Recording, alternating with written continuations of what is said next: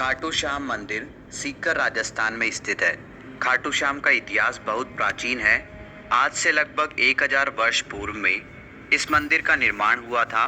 सीकर जिला मुख्यालय से 43 किलोमीटर दूर खाटू नामक गांव में बाबा खाटू श्याम का प्राचीन मंदिर है। इस मंदिर में भगवान श्री कृष्ण और बर्बरीक की पूजा होती है। खाटू श्याम में बर्बरीक का सिर है, जिसे बर्बरीक ने भगवान श्री कृष्ण के कहने पर दान कर दिया था। कलयुग में खाटू श्याम को श्री कृष्ण का अवतार माना जाता है। खाटू श्याम को हारे का सहारा कहा जाता है, क्योंकि जिसकी मनोकामना कहीं पूरी नहीं होती उसको श्याम बाबा पूरी करते हैं। इस वीडियो में हम आपको खाटू श्याम का इतिहास, कहानी, कथा और खाटू श्याम मंदिर कहाँ स्थित है इसकी पूरी जानकारी देंगे।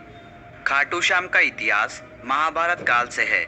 ये पांडुपुत्र भीम के पौत्र थे, जिनसे खुश होकर भगवान श्री कृष्ण ने इनको कलयुग में अपने नाम से पूजनीय होने का आशीर्वाद दिया था। खाटू श्याम जी का नाम बचपन में बर्बरीक था। घर परिवार, माता पिता और गुरुजन सभी इनको बर्बरीक नाम से ही जानते थे। भगवान श्री कृष्ण ने इनको अपने घुंघरालू बालों की वजह से श्याम नाम दिया था। खाटू श्याम जी को श्याम बाबा, दीनों का नाथ, कलयुग का अवतार, शीश का दानी, खाटू वाला श्याम, हारे का सहारा, लखदातार, नील घोड़े का असवार, खाटू नरेश आदि नामों से भी जाना जाता है। खाटू श्याम को मोरवी नंदन भी कहा जाता है। खाटू श्याम जी की कहानी की शुरुआत मध्यकालीन महाभारत से शुरू होती है। बलवान भीम के पुत्र का नाम था घटोत्कच। घटोत्कच का विवाह दैत्य राजा मूर की पुत्री कामक कंटकटा, जिसे मौरवी के नाम से भी जाना जाता है, के साथ हुआ था। मौरवी और घटोत्कच ने एक पुत्र को जन्म दिया, जिसका नाम था बर्बरीक। बचपन से ही बर्बरीक ने अपनी माता मौरवी और भगवान श्री कृष्ण से युद्ध कला सीखी। बर्बरीक ने भगवान शिव की तपस्या की, जिससे प्रसन्न होकर शिव जी ने उन्हें 3 बाण दिए। ये 3 बाण उनको तीनों लोकों में विजय दिलवा सकते थे। यह वरदान पाकर बर्बरीक बहुत खुश हुए। बर्बरीक अपनी वीरता और शक्तियों के लिए जाने जाते हैं। महाभारत काल में जब कौरव और पांडवों के बीच युद्ध शुरू होने वाला था, तब बर्बरीक अपनी माता के पास गए और युद्ध देखने की स्वीकृति मांगी। इस पर उनकी माता ने उनसे पूछा कि तुम किसकी तरफ से युद्ध लड़ोगे।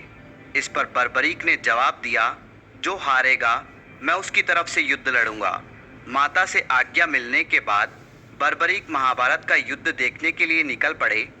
भगवान श्री कृष्ण यह सब देख रहे थे। श्री कृष्ण जानते थे कि यदि बर्बरीक को नहीं रोका गया तो युद्ध का परिणाम पलट देगा।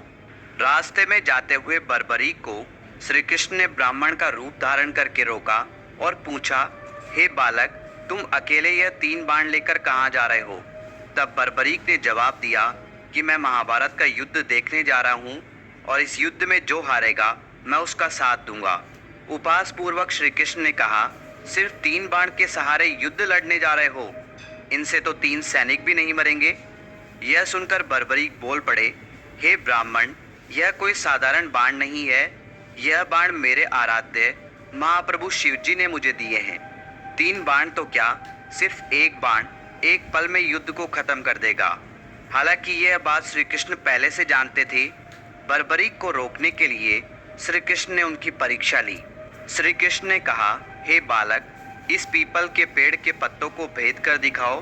तभी बर्बरीक ने एक बाण निकाला और अपने आराध्य का ध्यान करते हुए बाण छोड़ा, जो पीपल के पेड़ के सभी पत्तों को भेदता हुआ निकल गया।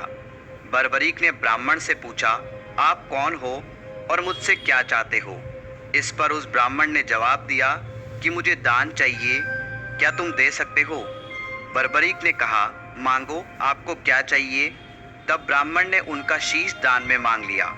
यह सुनते ही बर्बरीक समझ गया कि यह कोई साधारण आदमी नहीं है। उसने ब्राह्मण को अपने वास्तविक रूप में आने को कहा। तब भगवान श्री कृष्ण अपने असली रूप में बर्बरीक को दर्शन दिए। अपने गुरु को सामने पाकर बर्बरीक धन्य हो गया। तब बर्बरीक ने रात भर भजन किया और दूसरे दिन फाल्गुन शुक्ल द्वादशी को स्नान करके अपने हाथों से बर्बरीक ने बिना देरी किए अपना शीश काटकर भगवान के चरणों में रख दिया। भगवान श्री कृष्ण ने शीश को एक ऊंचे स्थान पर रखा ताकि बर्बरीक महाभारत का युद्ध देख सके। बर्बरीक की दानवीरता से खुश होकर श्री कृष्ण ने उन्हें अपना नाम श्याम उपहार स्वरूप भेंट किया। साथ ही आशीर्वाद भी दिया कि आने वाले युग में तुम मेरे नाम से पूजे जाओगे। जब भी कोई हारा और टूटा हुआ भक्त तुम्हारे पास आएगा, तुम्हारी पूजा से उसके सब काम पूर्ण होंगे। श्री कृष्ण ने बर्बरीक के सिर को एक ऊंचे स्थान पर रख दिया। आज विश्वविख्यात खाटू श्याम मंदिर उसी स्थान पर बना हुआ है जहां पर उनका कटा हुआ सिर रखा गया था। तो यह है खाटू श्याम जी की बेहद अद्भुत कहानी। खाटू श्याम का महत्व कलयुग के साथ साथ बढ़ेगा, क्योंकि भगवान श्री कृष्ण ने इनको आशीर्वाद दिया था कि जैसे जैसे कलयुग बढ़ेगा तुम्हारा यश और लोगों की आस्था बढ़ेगी। आज बाबा खाटू श्याम हारे का सहारा बनकर भक्तों के काम कर रहे हैं और उनके दुख दर्द का हरण कर रहे हैं। खाटू श्याम का महत्व इसलिए भी बढ़ जाता है कि इन्हें कलयुग का भगवान माना जाता है। आस्थावान लोगों के हर काम होते हैं और ऐसा कहा जाता है कि जो व्यक्ति अपने जीवन में अपने दुखों और कष्टों से घिरा हुआ है, अपने जीवन में हार मान चुका है, उसे एक बार अवश्य खाटू श्याम जी की शरण में जाना चाहिए।